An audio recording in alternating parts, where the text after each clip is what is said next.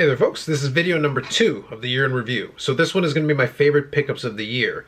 Now, one quick thing I'll mention is that when I started going through it, I went through every single pickup video that I had in this year, kind of to make sure that I captured it, didn't accidentally grab something from the end of 2020. And one of the things that I realized almost immediately as I started going through it, as I went through, I basically grabbed every single thing that I thought would be a candidate that I could pull out and then sort through it to try to figure out what my favorite pickups would be. And the problem I ran into is that list got very long very quickly. It has been a very good year. Just for the Modano section alone, I had over 500 additions to the collection. Some of that stuff is obviously not going to quite make the cut, but there was still a lot of quality involved in there and a lot of really great options that I could have picked. And even with what I ended up doing, I missed a lot of stuff that otherwise I probably would have included in almost any other year, except a year where there were so many really good ones. And the other thing is I just didn't want to make a video that was overly long. So I've got a series of the 3 videos for the year in review. I've already recorded one of them, so that'll be something that you'll see. And then, of course, there'll be the year in review finale where I'll talk about the channel and kind of what some of my thoughts are maybe for the future of the channel as well. And that's going to be the last video that you're going to see prior to the final live stream of the year, which will be on New Year's Eve. So as a result, just to keep it, truncated, I decided to scale it back a lot from where I might have been able to go. Instead of like a top 20 or whatever, I just grabbed the pile that I thought would be appropriate for each section. And then that keeps it a little bit more lean. So it's going to be broken up into 2 little sections that I'll queue to and then I'll come back to. So the first one is going to be the secondary player PCs, other projects that I was working on, some of the favorites from that. And then I did include a vintage card in there. Even though I wasn't doing too much with the vintage projects, I did do a little bit. But I included one of my favorite vintage cards pickups of this year in it. And the second video will be the favorite Modano pickups, since that's kind of its own category, and it'll pretty good quality though, I'll say, especially for that section because I had a lot of great stuff to choose from. So with that said, I'm going to go to the first video. That's, like I said, secondary player PCs, other projects that I was working on, and the one vintage card that I wanted to make sure I included in there because it's definitely one of my favorite pickups of the year. So I'm going to go to that now. Now this first section here is basically a catch-all. This is going to be some of the secondary player PCs as well as any other cards that I felt were enjoyable in some of the other categories. I did include a vintage card in here. I probably could have included a couple, but it's one of those things where I was very stacked in terms of options for this one. I decided to go with these. Obviously there were some other great options that I could have gone with as well, but I didn't want to make the video too long. So we're going to get into it. So first I'm going to start off with some Juan Sotos for fun. Let's do a couple of autographs. I want to do 2021 Panini Select, and this is the cracked ice style autograph in it. I think they're called the Sparks insert. They didn't really label this one, but I think it's something along those lines. So this version is out of 15. So that is your cracked ice. Really beautiful look. I had another one similar to this that could have also made the cut, but I decided to just keep it to the one. And then from here, I'm going to pick another autograph. This one was a late year pickup from 2021 Panini Spectra. So this is the Fireworks Fabric Gold. And there were a lot of gold cards that I could have included as well, but this is the one that I decided to go with as representative of that section. This was a late year pickup, so it's another autograph. And these ones are out of 10. So we're starting off with these since thematically they work pretty well together. So 2 very nice autographs, fairly limited. Next here, I'm going to get into some rookie year stuff. I'm going to call it rookie year stuff because anytime we got parallels and inserts, we'll go with rookie year. This one came towards the tail end of the year from PWCC, and I mentioned in a previous video, this is from 2018 Bowman. It's a Chrome Prospects Orange Shimmer Refractor. So this is a BGS 9. You can see the shimmer there. And these ones are numbered. So right there, out of 25. So number 1 of 25. I do wish that Beckett had put it less crooked, but nonetheless. This next one here, I actually had copies of previously, but this year I did add this graded copy. So it's a BGS 9.5, 2018 Select. This is the Prism, so it's the parallel.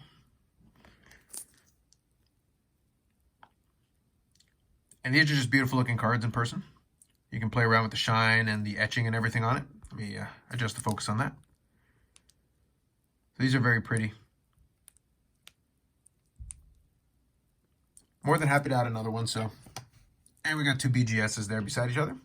So I'm keeping with kind of a theme on some of these. Okay. And for those who see, I do have a licensed one. So there you go. 1 licensed card at least. And the next 2, we're going to do 1 licensed and 1 unlicensed, but let's do the unlicensed first. and that is going to be 2018 Panini Chronicles. Juan Soto, the Prism. This is the blue ice. So out of the various parallels that I got this year, this would be my favorite one with the whole blue ice, cracked ice theme. It does play great with the light. It's just a good looking card.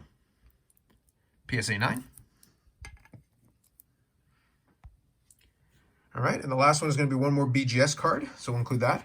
This one's going to be an on-card autograph from Juan Soto's rookie year as well. So this is 2018 Bowman Best. So best of 18 autographs. This is Juan Soto. It's in a BGS 9.5.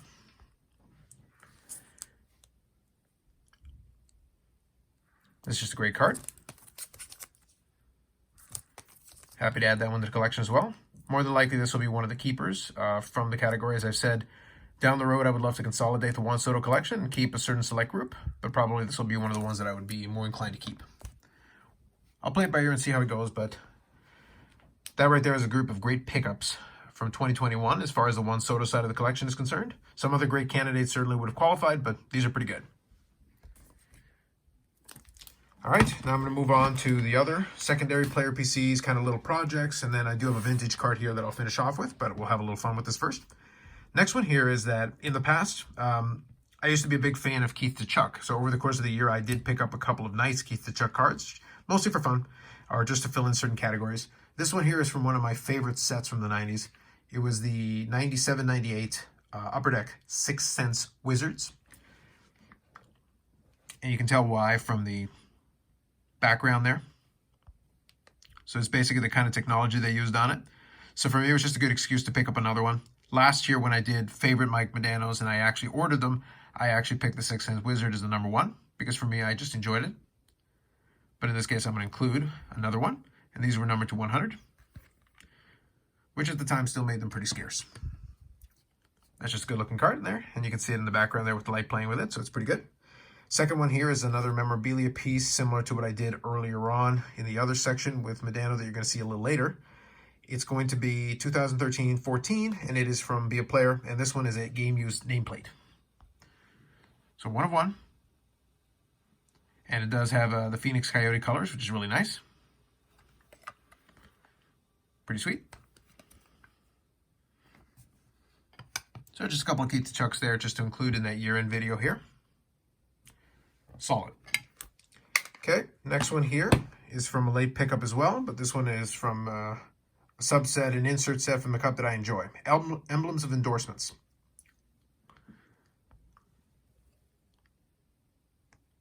So that is out of 15. So that was just a nice way of me filling in another one of the Dallas Star captains of the era when I was watching the team the most. So that's kind of a fun addition. I'll include a couple of Jamie Benn cards here, and then I'll finish up with a vintage card as well.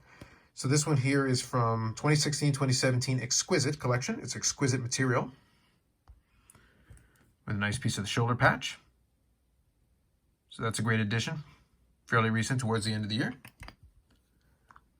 So there's 2 Dallas Star captains from the past and the present. Pretty solid. And then we're going to have one more Jamie Benn card here, and then we'll finish off with a vintage. So for this one, we're going to get to 2016-17 Upper Deck Premier. And this one is the Premier Gear. So it is the parallel to it, number 3. So we do have another pair of patches here, and then we got the tag and the tag, and then the button in the middle. So a lot of memorabilia going on with this one. And it is a crazy thick patch card in order to get everything there. Really neat looking card though. Let's see if it fits in the holder. Not exactly. I'll just kind of have to leave it like that. That tells you how ridiculous the holder has to be to hold it up. Okay, last one here, coming from the vintage section. This one I picked up at the Expo, and it was one of the cards from a set that I absolutely do enjoy.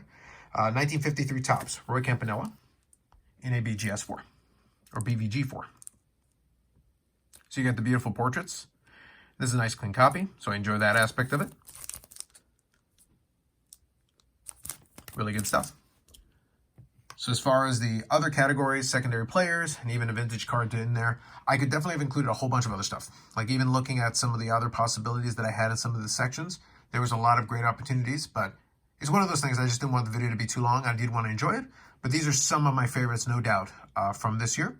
and then I'll share a couple more in the next section there. So I'll throw it back to myself to queue up the next section. Believe it or not, it was actually a lot tougher than you might think to really narrow it down as much as I did. I probably could have doubled or tripled the length of that section just with the Soto pickups, because I had a lot of different low-numbered and different interesting ones that I added. I wanted to show a lot of restraint, so I definitely held back quite a bit and tried to pick very specific ones that I really enjoyed. But I definitely miss them. That after the fact, I thought about it a little bit more, and I'm like, I could have probably added that. But it's one of those things. You try to narrow it down a little bit, at least try to narrow the scope a bit. But I definitely could have put together another video or two just on that alone, and then some of the other projects and things as well. And I didn't even include some of my shiny 90s parallels, so that would have been kind of fun. That all said, good representation, I think. I definitely enjoyed it. It's been a great year for working on those projects and things, so I'm very happy with the way that things have worked out. We'll see how next year plays out. I'll kind of play it by ear, and then some of the goals that you'll be seeing, that you would have already seen in the previous video, will also play into that. So that'll definitely be part of what's coming up. Now, second video that we're going to do is going to be the obvious one for the channel. If any of you have been watching it, it's going to be the Mike Modano pickups of the year. I don't think it's as long a list as last year. I feel like I did 20 or 25. I don't remember. But regardless, definitely pick some favorites, some great pickups, some quality ones, and some ones that I definitely enjoyed. I remembered after the fact one or two that I probably that definitely would have made the cut, but that tells you how much stuff it was over the course of time when I tried to pull stuff from boxes. So this is the Mike Modano favorite pickups of the year. Oh, and one more thing I forgot to mention in the first section. It's not about the rarest. It's not about the most expensive. It is about the favorites. So favorites just means these were the ones that I was looking for the longest and I was happy to get. Or ones that I enjoy the most, or I love the design, or whatever the case may be. That's really the criteria. It's just, what are my favorites out of all the variety of different stuff? Otherwise, there's some objectively great ones that would have been there otherwise. So here's the Mike Modano pickups of the year, and then I'll give some final thoughts at the end right after. First, we're going to do the Mike Modano section. It was a little tough to put this one together, but it is going to be very patch and autograph heavy, because that is kind of my preference, but it's also a lot of the big cards that came in this year. Some of these folks may disagree with, but they're my favorites, so this is what I'm going to roll with. I'm going to start off with 2012-2013 Artifacts Hockey. It's a triple patch card, Tundra Trios, with Ed Belfour, Brett Hall, and Modano out of 18. It's a pretty good one to start off with. Very strong triple patch. And then the second one here, I'm going to include the same theme, triple patch again, but this time it's going to be 2009-10 O-Pee-Chee Premier Hockey, and it's going to be Brian Leetch, Modano, and Zach Parise. So that one's numbered to 15. 3 strong patch pieces again. Great design with the rainbow foil. And a train in the background. Gotta have that. Stay on brand.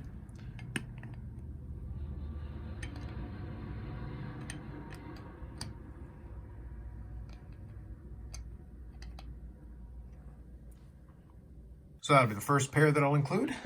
Pair of triple patches. Then we're going to move on to another memorabilia patch piece. Like I said, it's going to be very patch, memorabilia, and autograph heavy. So this next one is going to be a recent pickup from past couple of mail days. 2008-9 Upper Deck Black. This is the gold jersey patch out of 15. A lot of these are going to be pretty limited as we go through them. Next one here is going to be from 2007-8 Fleer Hot Prospects. This is the patch with a little piece of the star. I do enjoy those patch pieces. Again, this is the late in the year edition, but another nice patch. There's going to be a lot of great patches that aren't going to make the cut, but I really enjoyed the design on this one, and I thought it looked really good with the combination. So that'll be my second pair. Next up, endorsed emblems. So we're looking at 2005-2006 Ultimate Collection. So endorsed emblems, patch autograph out of 35. Beautiful clean autograph, another great design, on-card autograph, and then a beautiful patch to boot. Great combination, gonna love that. This next one here was one that I was thinking about very carefully, and I decided to include it because I am a fan of this brand. So this is from Upper Deck Black, and this time around we're gonna go to 2008-9 again, but this is gonna be the patch, Lustrous Materials. So patch jersey, we've got the acetate, as well as a autograph on gold paint pen, which just has a great look to it. And you can see they use the rainbow gold foil as well. Design-wise, I'm just a huge fan of it. And that right there is another good combination. Going with that theme. All right. Now we go another step further. So now it's going to get a couple of cards from the cup. So we're going to do 2018-2019, the Cup. This is the NHL Glory. This is the manufactured shield. On-card autograph. This one's numbered to 10. Beautiful card. NHL Glory. There's a very thick card if any of you haven't seen it, actually. There you go. So that's a great one. Let me adjust that down just a little bit. Perfect. And the second one here from the Cup, this was also a late edition, so some really good ones here towards the end of the year. 2009-2010, the Cup. This is the Sidney Crosby tribute patch autograph. So this one late in the year made it onto the Instagram, and I picked this one up late from the last big mail day. Great piece, on-card autograph again. So 2 from the Cup. So we've been really solid up until this point. Now the next 3 in a second here. The next 3 are all going to be 1-of-1s, but the last card is not going to be. But the last card is going to be my personal favorite just because of the time chasing after it. If you've seen from the channel this year, it should come as no surprise to you what's going to make the cut for the final one. Now these next couple, at least the first one, is definitely from January. It's early on in the year, so it's definitely going to be something that maybe hasn't been seen on the channel in a while. But these 2 are a great pair here as I'm heading towards the end. Next, I'm going to get into 1-of-1s. So now I'm looking at 2012, 2013. This is from the decades. 1990s from In the Game. And this is the decade's nameplate, 1-of-1. So that is a game-used piece. From the M. Great looking card. So we're doing a 1-of-1 here. And now we're going to stick in the same general area. We're going to go to Leaf Pearl. So I had a couple of different Leaf Pearl cards that I could have selected. I decided to go with this one here. And this one is from the 2021 Leaf Pearl Hockey Pearlescent Patch. And this is the green 1-of-1 with the CCM patch on it. So I do favor it because of the CCM patch. And there's some other great patch cards that I decided to leave off just because I didn't want it to be too many. Otherwise, this thing could probably go for about 10 or 15 minutes, and it would just be a stack of different patch cards.